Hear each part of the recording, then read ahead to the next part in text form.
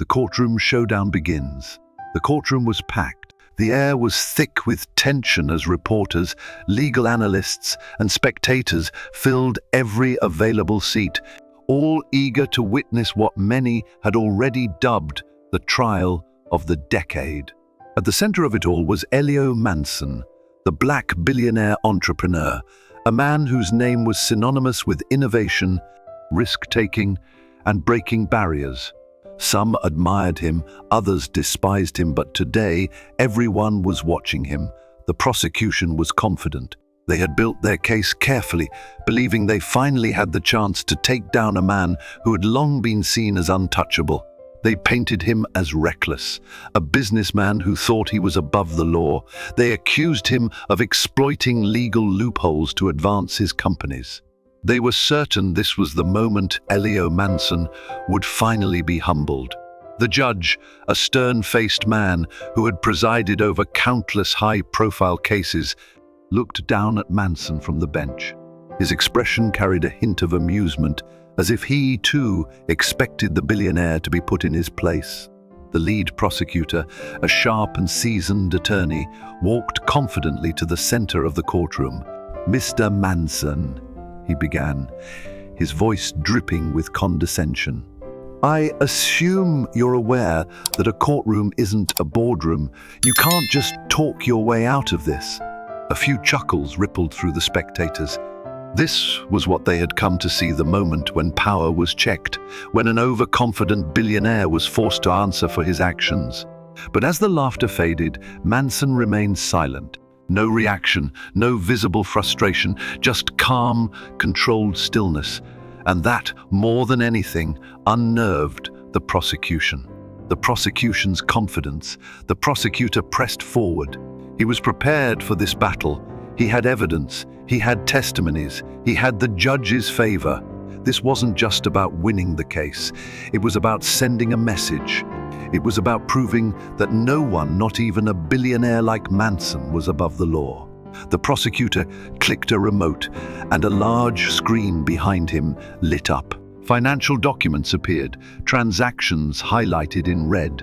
Email correspondences were displayed, taken out of context to suggest wrongdoing. Regulatory reports flashed on the screen, showing supposed violations. He turned back to Manson, his smile widening. "You like numbers, don't you, Mr. Manson? Let's talk about these figures that clearly show how your company bypassed regulations. Let's talk about the truth." More chuckles from the spectators. The judge leaned back slightly, waiting to see how Manson would respond. Manson's silence speaks volumes. But Elio Manson didn't take the bait. He didn't interrupt. He didn't argue. He simply watched. For most people, a courtroom was a place of fear, the unknown, the place where decisions were made that could alter lives forever. But for Manson, this was just another battlefield, a place where knowledge was power, where those who knew the system could use it to their advantage, where confidence, preparation, and logic could dismantle even the strongest of cases. So he waited. And as the prosecutor continued, Manson's silence became louder than words. The turning point. The prosecutor expected a reaction, an outburst, a defensive statement, even a moment of visible unease. But he got nothing. And that's when the first crack in his confidence appeared. He glanced at the judge, hoping for a signal of support.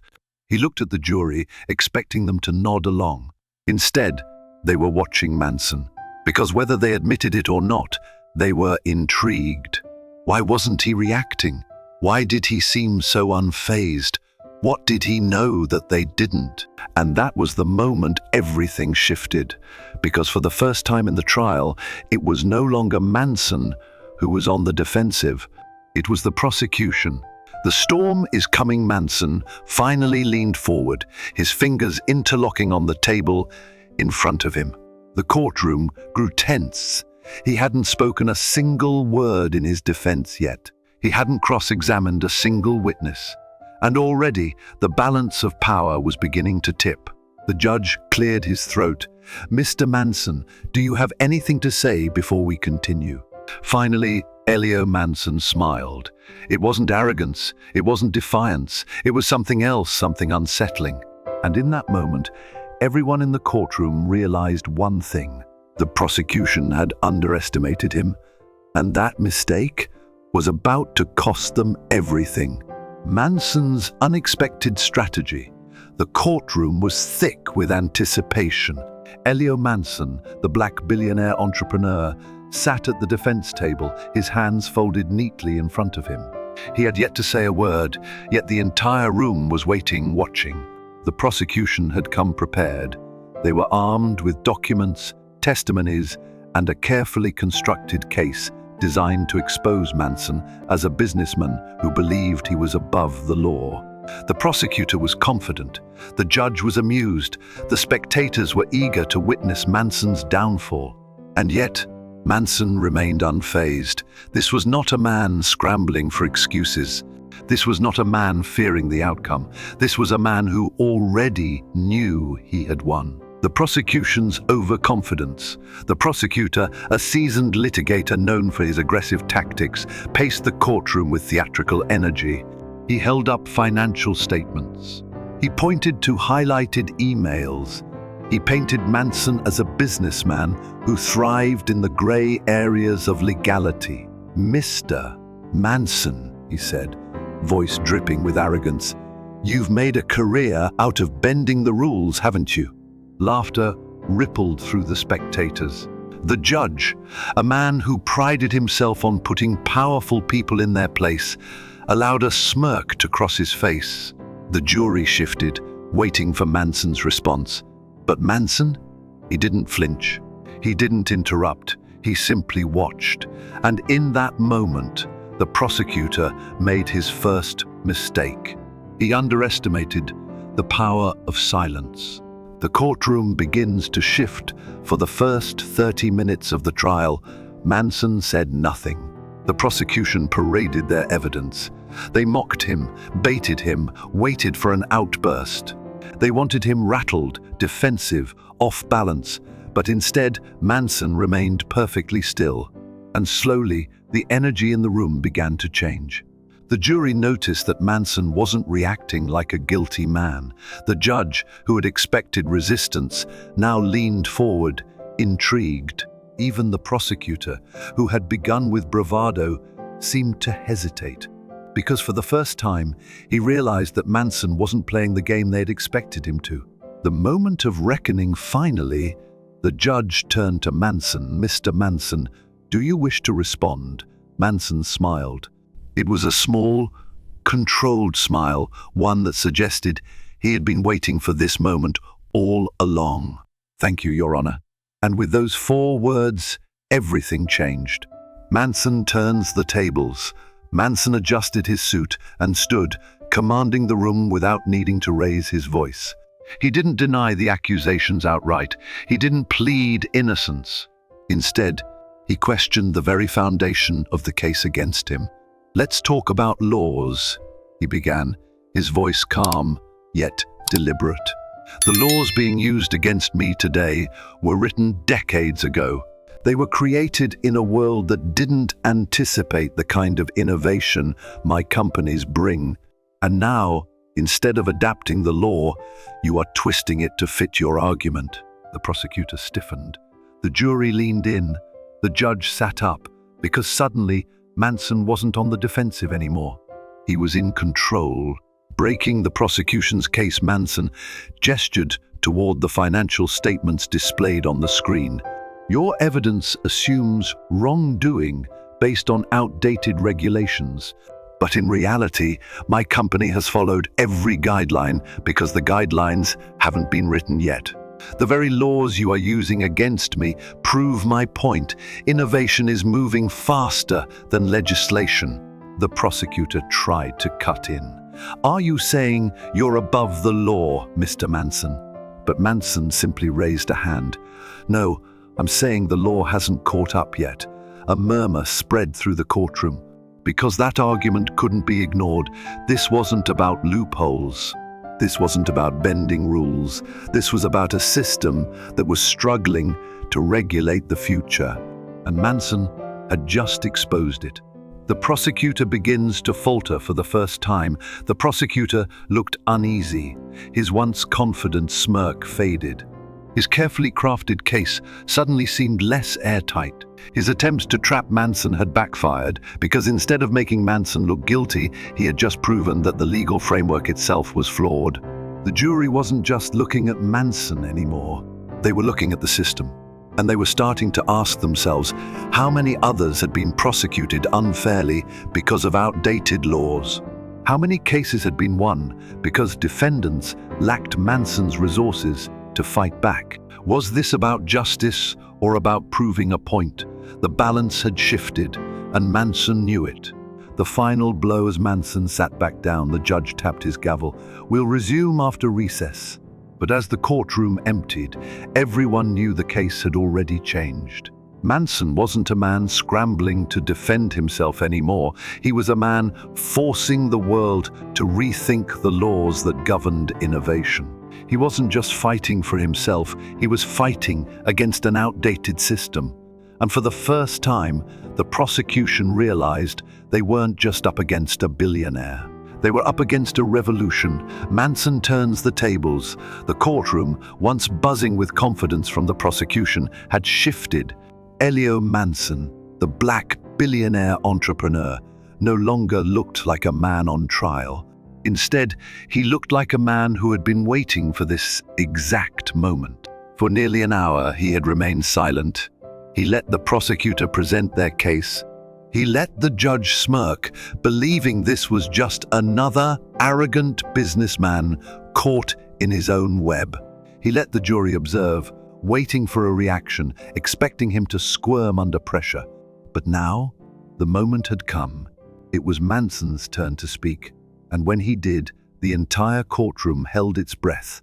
The first words that changed everything. Manson stood, adjusting the cuffs of his tailored suit as he approached the witness stand. He didn't look at the prosecutor.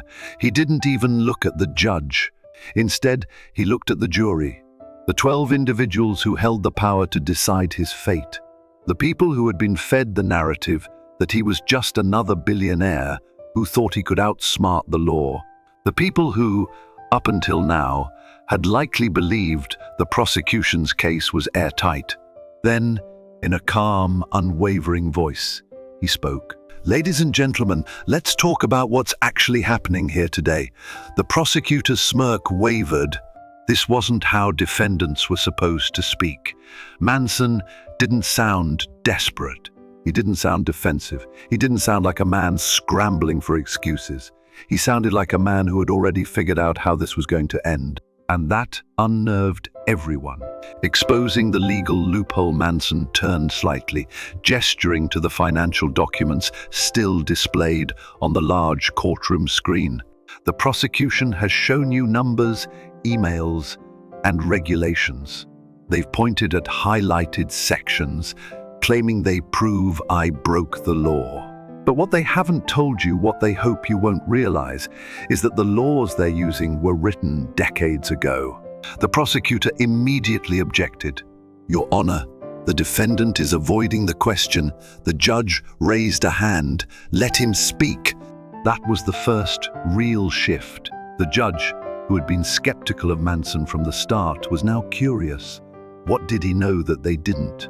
Manson continued. "We are not here today because I ignored the law. We are here because the law has failed to keep up." The jury exchanged glances. This was no longer a defense. It was an argument against the system itself. The trap Manson set. The prosecutor, regaining his composure, stepped forward. "So you're saying that just because a law is old, you have the right to ignore it?" Manson smiled slightly. "No, I'm saying that laws must evolve like everything else. Would you charge someone today for violating a law written for horse-drawn carriages? Would you prosecute a pilot for not following aviation rules written before planes existed?" The prosecutor opened his mouth, but no words came, because the argument was bulletproof. Because he had walked into Manson's trap, the jury wasn't just seeing a man defending himself anymore. They were seeing a man exposing flaws in the very system meant to judge him. And in that moment, the case started to crumble. The judge's realization for the first time, the judge no longer looked amused. He tapped his fingers on the bench. His gaze flickered between the prosecution and Manson, a silent acknowledgement that something had shifted. Manson turned back to the jury. "If I truly broke the law, then tell me this. Why is this case the first of its kind? Why are there no precedents? Why have no other companies in my industry been prosecuted for the same reasons?" The answer is simple: because the law they are using doesn't apply the way they want it to. The prosecutor tried to object again, but it was too late. The courtroom had already seen the truth. This case wasn't about justice. It was about making an example of a man who refused to play by old rules. The final blow, Manson walked back to his seat, but before he sat, he looked at the prosecutor. There was no anger in his expression, no resentment, just quiet certainty. "Your case was built on the assumption that I wouldn't fight back." He leaned forward slightly. "But I don't lose battles that rely on logic." The prosecutor said nothing, because what could he say? The courtroom knows. By the time the judge called for recess, the entire courtroom knew how this would end. The prosecutor had lost control. The judge had been forced to rethink his own stance. And the jury was no longer looking at Manson as a criminal, but as a man who had just taught them something no one else had. Manson hadn't just defended himself. He had forced the legal system to face its own flaws. And that was more powerful than any legal argument ever could be. The verdict wasn't in yet, but everyone already knew the outcome. Manson had already won. The courtroom energy shifts as the judge's gavel echoed through the courtroom, calling for order. Elio Manson leaned back in his chair, his expression calm and unreadable. For the past hour, the prosecution had dominated the room, parading evidence and delivering sharp, confident statements. They had painted Manson as an arrogant billionaire who thought he was above the law. The judge had smirked at their remarks. The prosecutor had been relentless. The jury had been hooked, waiting for the moment when Manson would crack under pressure. But now, the tide was shifting, because for the first time, the prosecution wasn't in control anymore. And the courtroom was beginning to feel it. The prosecutor's confidence wavers. The prosecutor had started the trial with an air of certainty.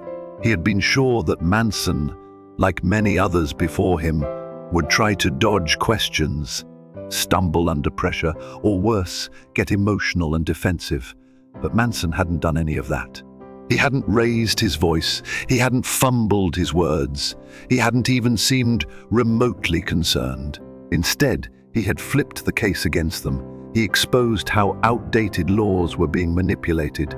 He pointed out contradictions in the prosecution's own evidence. He turned the trial from a case against him into a debate about the legal system itself. And now, the prosecutor was on the defensive. His voice wasn't as steady. His pacing across the courtroom had become less confident. For the first time, he hesitated before speaking, because he knew Manson wasn't an easy opponent. This wasn't just another case. This was a battle of intelligence, and Manson was winning. The judge's perspective begins to change. The judge had entered this case expecting another wealthy businessman trying to escape accountability. He had been skeptical from the start. He had allowed the prosecution to take jabs at Manson. He had barely concealed his amusement when the case began. But now, his smirk was gone. His fingers tapped against his bench, a telltale sign that he was processing new information. He leaned forward slightly, no longer just observing now. He was analyzing, because Manson had raised a valid point. Was the law truly being followed, or was it being weaponized? Had the prosecution really built an airtight case, or were they relying on legal gray areas? Could he, as a judge, rule against a man who had just exposed serious flaws in the system? The balance of the case had shifted, and now even the judge was reconsidering his position. The jury's eyes are on Manson at the beginning of the trial. The jury had seen Manson as just another powerful figure trying to escape consequences. They had been skeptical. They had expected denial, deflection, or dishonesty. They had been ready to hold him accountable. But what Manson had done was something no one saw coming. He didn't just defend himself, he educated them. He didn't just counter arguments, he exposed weaknesses in the prosecution's case. He didn't just challenge the accusations, he made them question the law itself. Now, every eye was on him, not with judgment, but with curiosity, not with skepticism, but with intrigue, not as a man trying to escape justice, but as a man forcing them to rethink justice itself. And that was more powerful than any closing argument. The prosecution's desperate move. Sensing the shift, the prosecutor made a desperate attempt to regain control. He scrambled to introduce last-minute evidence. He tried to redirect attention away from Manson's argument. He attempted to push Manson back onto the defensive, but Manson had been waiting for this. As the prosecutor presented a document he claimed was undeniable proof of Manson's wrongdoing, Manson calmly leaned forward, his expression unreadable. And then, with an almost amused tone, he said, "Interesting, but tell me, when was this document created?" The prosecutor frowned. "It's part of the official filing," Manson nodded. "Yes, but when was it created?" A pause, a hesitation. The prosecutor shuffled through his notes. His face lost color. He had made a mistake. Manson tilted his head slightly. "Because if I'm not mistaken, this document didn't exist until after the lawsuit was filed, meaning it was created to support an argument, not as an original record." The courtroom fell silent. Manson had just exposed fabricated evidence. The jury exchanged glances. The judge's eyes narrowed. The prosecutor opened his mouth, but no words came, because what could he say? The power of logic over emotion. Manson slowly leaned back in his chair. He didn't smirk. He didn't gloat. He simply let the weight of his words settle in the air. Then, calmly, he said, "Desperation isn't a legal strategy. It's just desperation." And with that, the case was effectively over.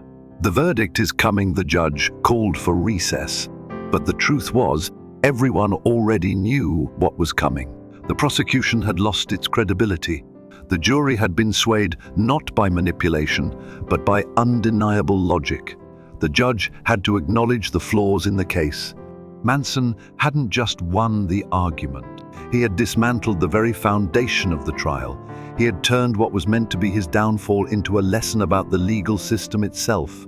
He had proven, once and for all, that power wasn't just about money, it was about knowledge. And now, the final verdict was only a formality, because Elio Manson had already won. Manson delivers the final blow.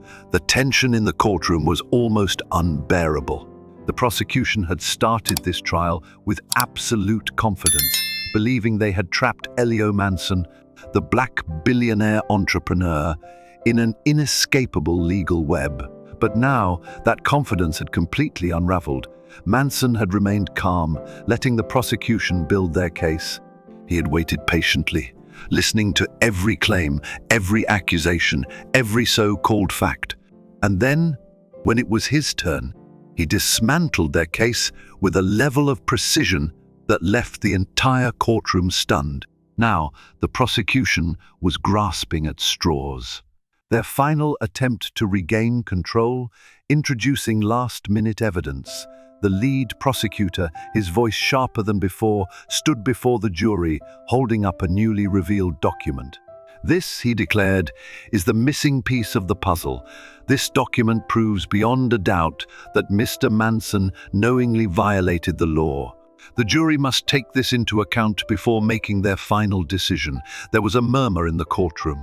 Could this be the moment the trial turned against Manson? The judge leaned forward. "Mr. "Manson, do you have anything to say regarding this new evidence?" Manson slowly stood up, not rushed, not flustered, just composed. He walked toward the document on display. He examined it for a moment. Then, he turned back to the prosecution with an amused expression, and that's when he said it. "Interesting.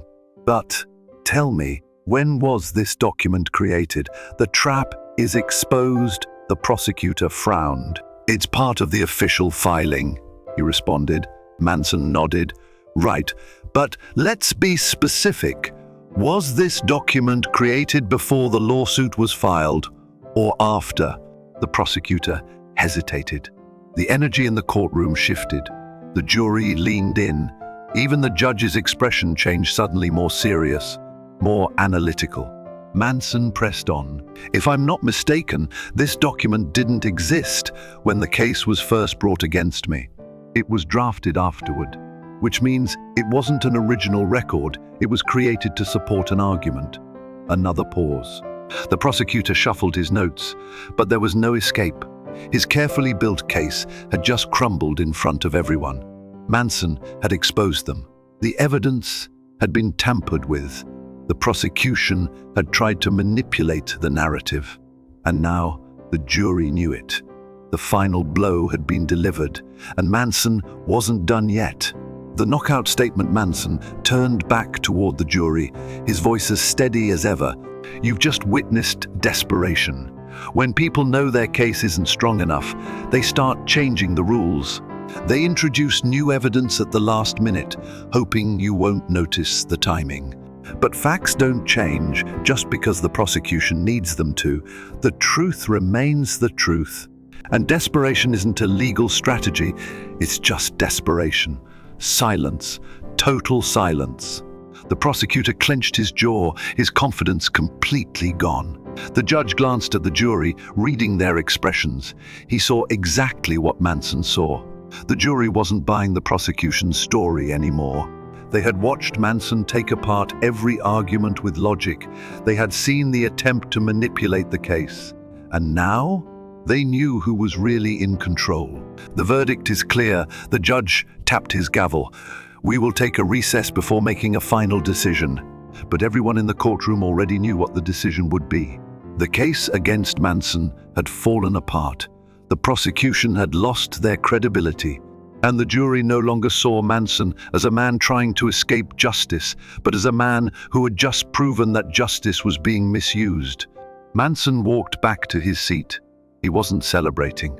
He wasn't gloating. Because this wasn't about winning a trial. This was about proving a point. And that point had just been made loud and clear.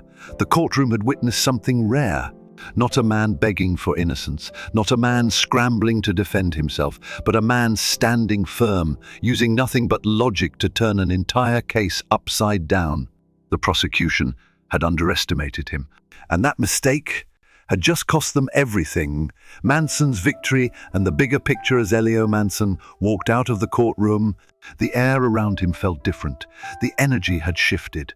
He had come into this trial as a man accused, a businessman whom the prosecution believed would finally be humbled by the law. Instead, he walked out as the man who had forced an entire courtroom to question its own system. He had not just won his case. He had exposed flaws in the prosecution's argument.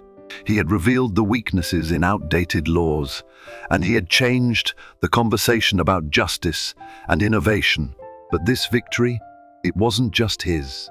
It was a moment that would be studied, analyzed, and remembered long after the courtroom doors had closed. The judge acknowledges the truth. Even the judge, who had once dismissed Manson as just another wealthy entrepreneur trying to dodge accountability, now saw things differently. His skeptical glances had faded. His once amused smirk was gone. In its place was something else: reluctant respect. When the final ruling was made, the courtroom had fallen silent. The prosecution has failed to establish sufficient evidence of wrongdoing. This case is dismissed. The prosecutor, who had been so sure of himself, stood frozen. His entire case had unraveled piece by piece, And now there was nothing left to argue. For the first time, he wasn't just facing Elio Manson. He was facing the reality that he had lost control of the very system he thought he could manipulate. A trial that sparked a national debate Manson had won in court, but the real battle had only just begun. As soon as he stepped outside, the media swarmed him. Cameras flashed. Microphones were shoved in his direction. Reporters shouted over each other, desperate for a statement. "Mr. Manson, how do you feel about today's ruling? Do you believe this case was politically motivated? What does this say about the legal system's ability to regulate business innovation?" Manson, always measured, simply gave a small nod before answering. "I hope today's case makes people think." A short answer, a powerful one. And with that, he stepped into his car, leaving the courthouse behind, but not the conversation his trial had ignited. The system faces scrutiny. Manson's case had exposed something bigger than himself. Legal scholars debated how many outdated laws were still being enforced without question. Entrepreneurs began questioning whether the system was designed to encourage innovation or to punish those who refused to play by old rules. Even politicians and lawmakers were forced to address whether reforms were necessary. Even the judge, who had initially looked at Manson with doubt, later admitted in an interview, "This case made me realize how much our laws struggle to keep up with progress." Manson had done more than win his freedom. He had forced people to reconsider the way justice itself was applied. The true meaning of victory: most people assume that winning a legal case means proving your innocence. But for Manson, it was about proving that the law, like technology, must evolve or risk becoming obsolete. It was about exposing how often people lose simply because they lack the resources to challenge flawed systems. It was about forcing the world to ask, do we blindly follow the rules, or do we question whether those rules still serve us? Manson hadn't just defended himself. He had changed the conversation about justice, power, and innovation. As his car disappeared down the street, one thing was certain: this wasn't just about one case. This was about the future of law itself. Manson's impact extends beyond the courtroom. As Elio Manson stepped away from the courthouse, the trial may have ended, but the conversation it sparked had only just begun. His legal battle had been painted as an attempt to hold a powerful billionaire accountable, but by the time the verdict was read, it had become something much bigger. He hadn't just won a case, he had changed the narrative. He hadn't just defended himself, he had exposed the flaws in the system. He hadn't just walked away free, he had ignited a debate about the future of law and innovation. And the effects of that would ripple far beyond the courtroom. Support pause in Manson's victory sent shockwaves through the business and legal world. Entrepreneurs saw it as proof that the legal system needed reform. Investors debated how regulations needed to evolve for modern industries. Activists argued that if even a billionaire could be unfairly targeted, what did that mean for those without resources? Messages of support flooded in. Young innovators saw him as a symbol of resilience. Legal analysts dissected his strategy, calling it one of the most brilliant courtroom defenses in recent history. Even some who had doubted him admitted that he had raised valid points about outdated regulations. The case had started as an attempt to corner him, but in the end, Manson had flipped the script. A lesson in strength and integrity. When asked about his victory, Manson didn't celebrate. He didn't gloat. He didn't take a victory lap. Instead, he made a simple but powerful statement. Winning isn't about proving people wrong. It's about proving what's right. He hadn't fought just to win. He had fought to expose the truth. He hadn't used his wealth as a shield. He had used logic as a weapon. He hadn't just defended himself. He had shown others how to challenge flawed systems. Manson's case was over, but the impact, that was just beginning. The power of knowledge, resilience, and challenging the system life is full of challenges, some expected, some unfair, and some designed to test our very understanding of justice and truth. The story of Elio Manson is more than just a courtroom battle. It is a lesson in how knowledge, resilience, and the courage to challenge outdated systems can turn even the most difficult situations in our favor. For many, the legal system is something to be feared, not questioned. We are taught from a young age to follow the rules, accept authority, and believe that justice will always prevail. But as Manson's case demonstrated, justice isn't always about fairness. It is about how well we understand the system and use it to expose the truth. There are valuable life lessons we can take from this case, ones that apply to all of us, regardless of age or background.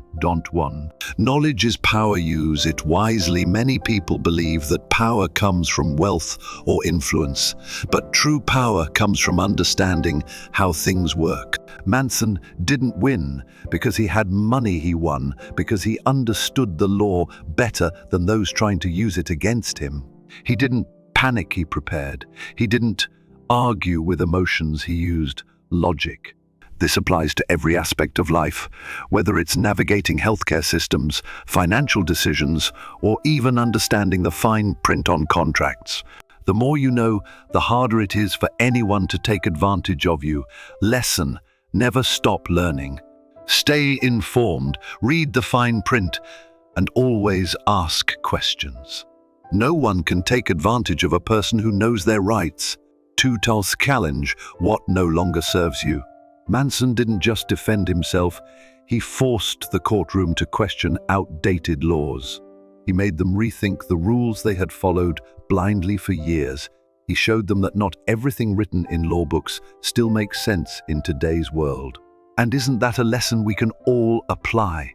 How often do we follow outdated traditions or beliefs simply because that's how it's always been done? How many of us have accepted unfair treatment because we thought we had no choice? Lesson: just because something has been done a certain way for decades doesn't mean it should continue. Have the courage to challenge what no longer works for you. 3. Strength comes from staying calm under pressure. When Manson was under attack, he didn't lash out. He listened, he watched, he waited for the right moment to strike. And when he did, he dismantled the case against him, not with anger, but with clarity. This is a powerful lesson for all of us. How often do we react emotionally only to regret it later? When we stay calm, we think clearer.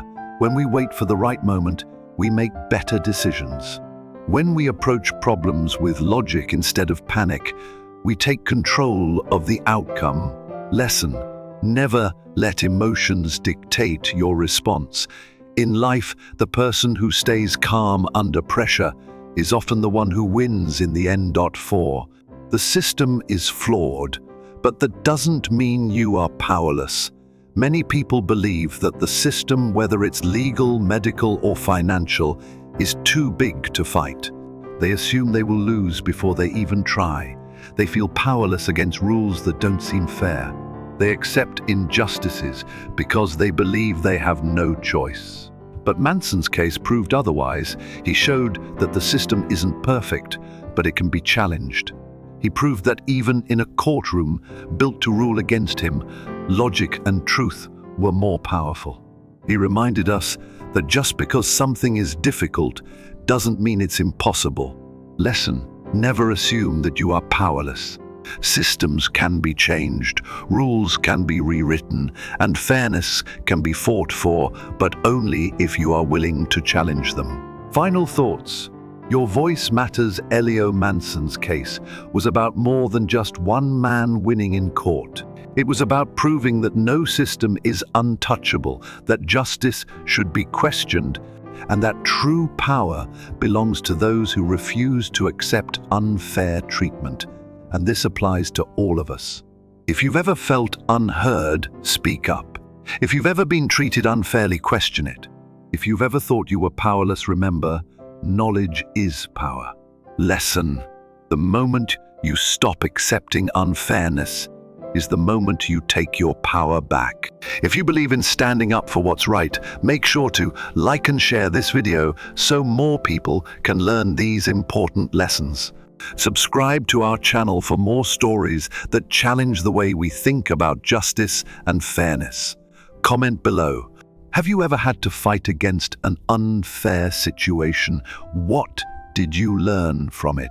Together, we can create a world where no one feels powerless, where knowledge protects us, and where justice isn't just for the powerful, it's for everyone.